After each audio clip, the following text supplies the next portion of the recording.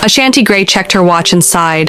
The morning bus was late again, which meant she'd have to rush to make it to her first cleaning job on time. At 35, she had hoped life would be easier by now.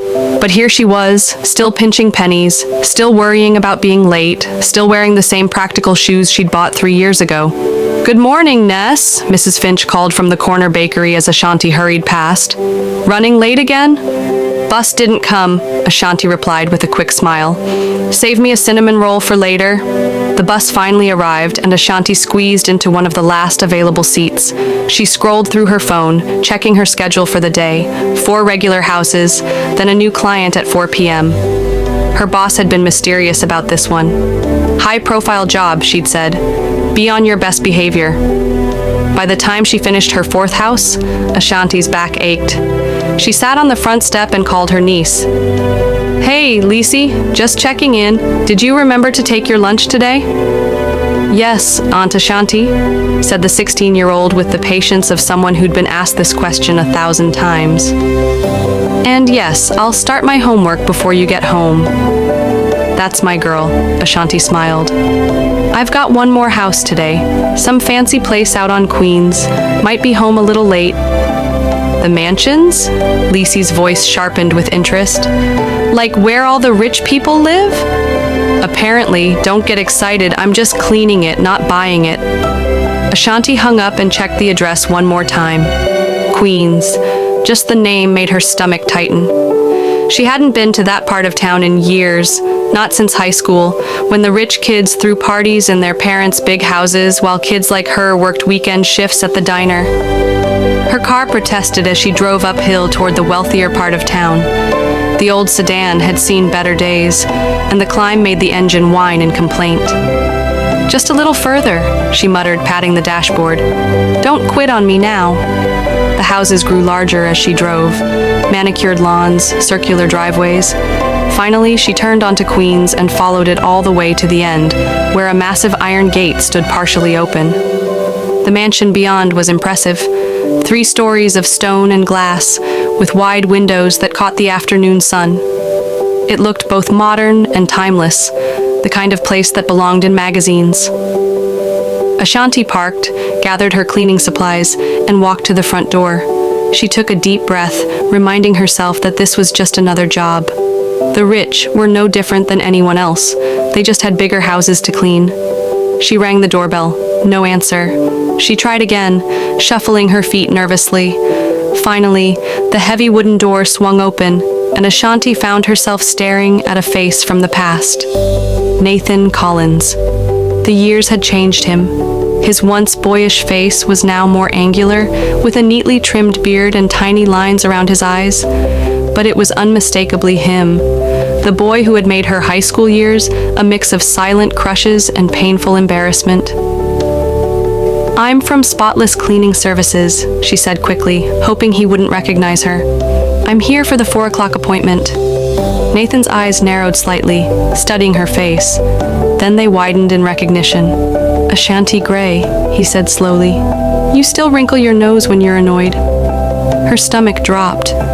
Of all the houses in town, she had to end up at his. "I should go," she said, already turning away. "I'll have the agency send someone else." "Wait." Nathan's voice was suddenly less confident.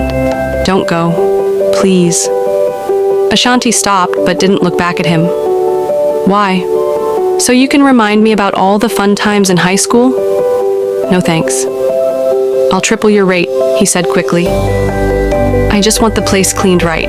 That's all." Ashanti turned slowly. Triple, the rate meant she could finally fix the car's transmission, maybe even start putting away money for Lisi's college fund. "Fine," she said coldly. "Where do you want me to start?" Nathan stepped back, allowing her to enter. The interior of the mansion was surprisingly sparse. Expensive furniture, yes, but minimal decoration. No family photos, no personal touches. Just space and silence. "Kitchen and living areas first," he said, leading her through a massive foyer. "I have some work to do in my office upstairs. Just do whatever you normally do." Ashanti nodded stiffly and began unpacking her supplies. As soon as Nathan disappeared upstairs, she let out a long breath. How was this happening? Nath Collins, the boy who used to call her library mouse because she was always hiding in books. The boy whose teasing had once made her cry in the girls' bathroom. Now he was living in this massive house, clearly successful, while she was still struggling paycheck to paycheck. She attacked the kitchen with more force than necessary, scrubbing countertops until they gleamed. An hour passed, then two. The house was clean but felt unlived in, as though no one actually cooked in the kitchen or relaxed in the living room. When she moved to dust the bookshelves in what appeared to be a study, she noticed something odd. One entire shelf was filled with tech magazines and business journals, all featuring Nathan on the cover. Tech genius changes industry. Collins's new software revolutionizes security. From college dropout to millionaire, the Nathan Collins story. So that's what happened to him. He'd become some kind of tech superstar. Find anything interesting? Ashanti jumped at the sound of Nathan's voice behind her. She hadn't heard him come in.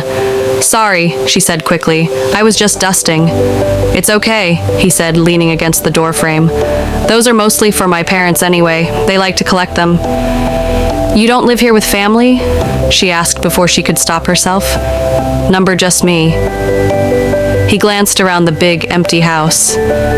Lots of space for one person, I know.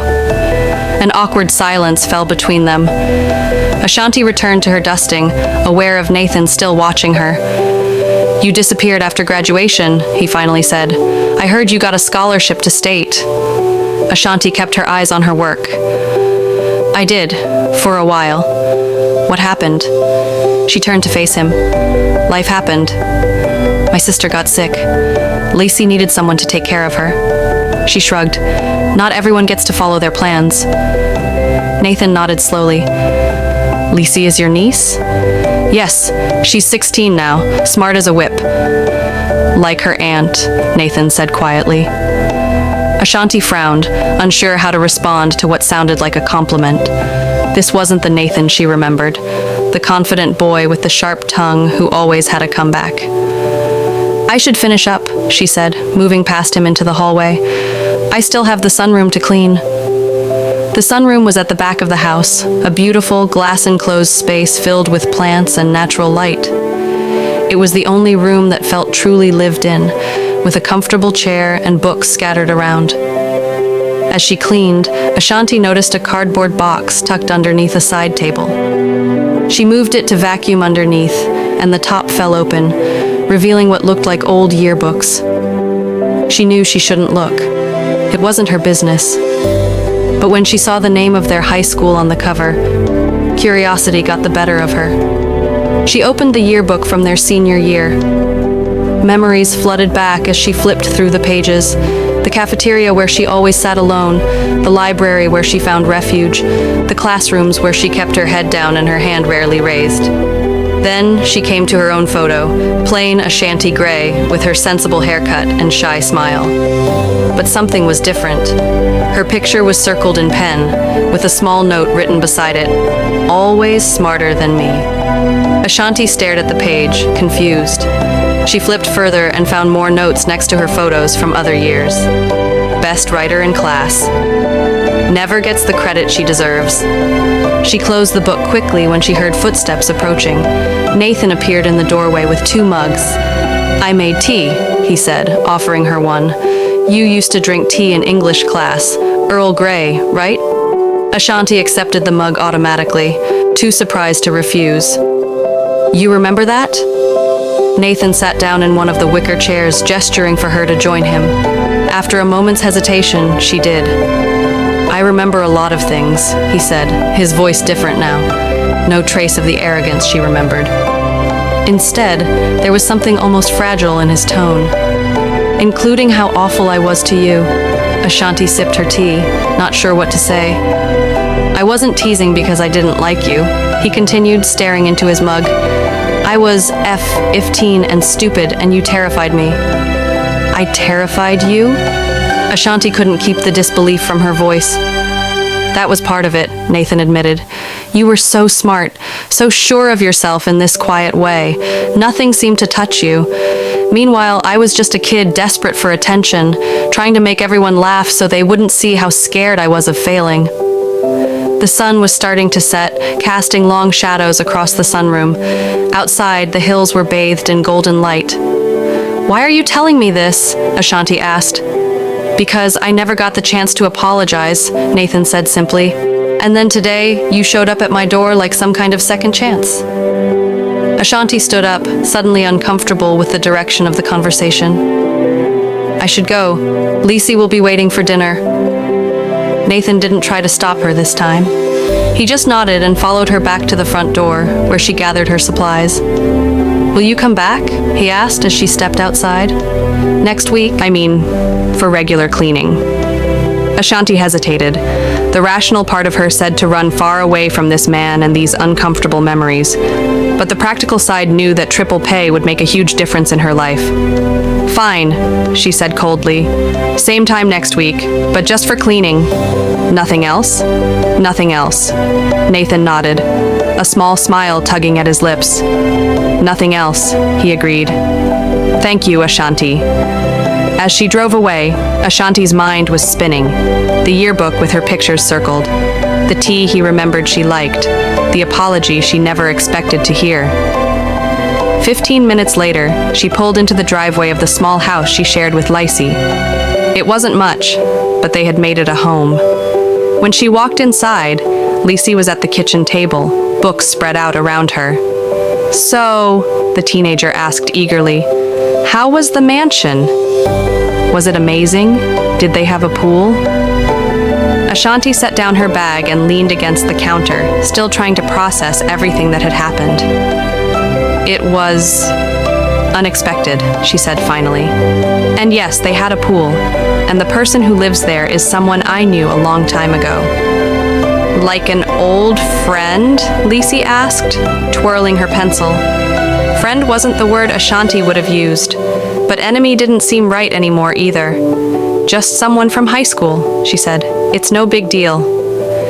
But as she started preparing dinner, Ashanti couldn't shake the image of Nathan sitting in that sunlit room, looking at her with eyes that seemed to remember everything, both the things she wanted to forget and the things she never knew existed.